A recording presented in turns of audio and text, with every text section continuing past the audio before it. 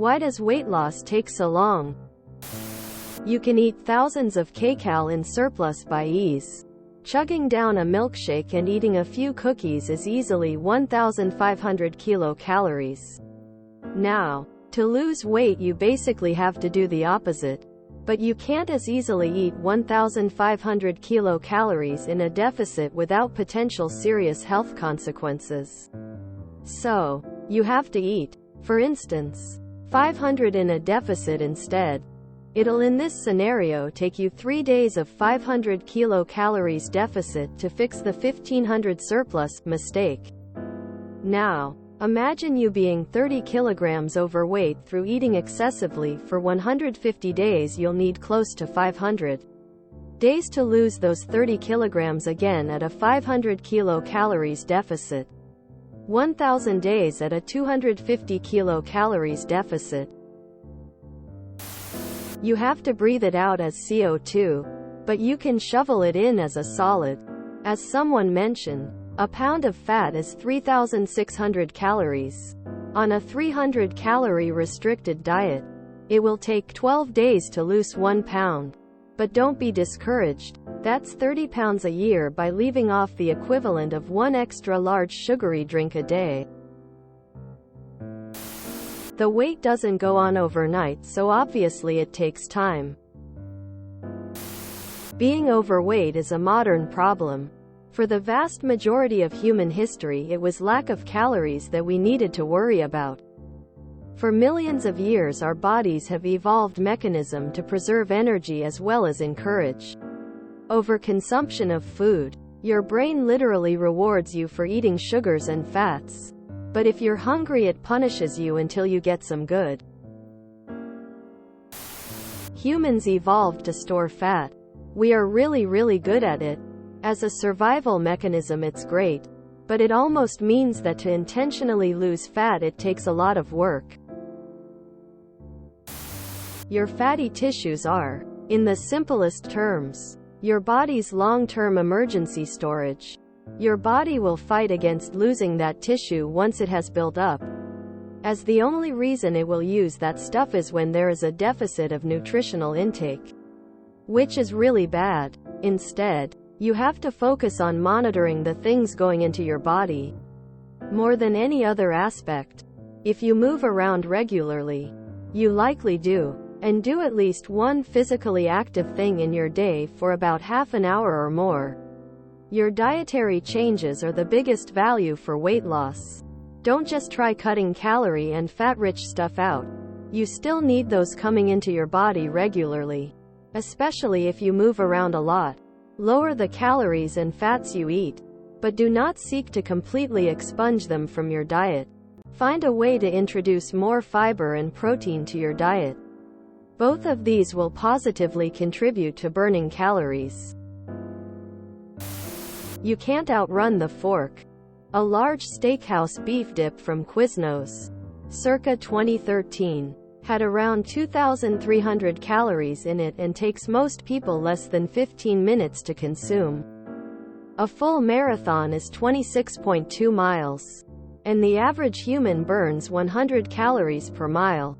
Personally, it takes me between 68 hours to do a full marathon. So it takes nearly a full day's productivity just to burn the energy gained from a single sandwich. The single most important thing to do to lose weight is to consume less calories. Because 1 pound is 3,500 calories and we use about 2,000 a day. I have successfully lost weight several times in my life and have come to a conclusion. In my own experience, there is like a 6-week delay between dieting, exercise, and seeing actual weight loss. The pro to that is I can stop diet, exercise, and still enjoy 6 more weeks of results. There is also this damn plateau that happens to me after a successful year of weight loss. I keep on doing the same thing and no weight loss. Sometimes for me the plateau can last 9 months. I have found that trick to keeping the weight off is just pushing through and not giving up. Eventually the weight continues to come off. Depends. I lost 50 pounds in 2 months starving myself. Not healthy and not recommended at all, but doable. Gaining weight, it's much easier because eating high calorie and tasty food, it's really easy and enjoyable, whereas starving yourself, it's basically torture. You're fighting million years of evolution. Because you didn't gain all that fat overnight. I'd be giving it 612 months to drop a reasonable amount of weight. The longer you can give yourself, the better though. The body is hardwired to eat food when it is available and store fat whenever opportunity presents itself. You are working against these forces and it is difficult. Not a doctor. This is just my guess. Some people can lose it faster than others. But if our weight fluctuated too quickly in response to caloric intake, like say in a period of 24 hours, I imagine it would have serious adverse effects on our health. Because it takes a loss of 3,500 calories to equal 1 pound. Most people cutting calories aren't going to go from 2,500 to 500. They're probably going to go from 2,500 to 2,000. Or from 2,000 to 1,500. Or similar ratios. So doing that, strictly, it would take a week to lose 1 pound. If you've got 50 pounds to lose, that's going to take a year.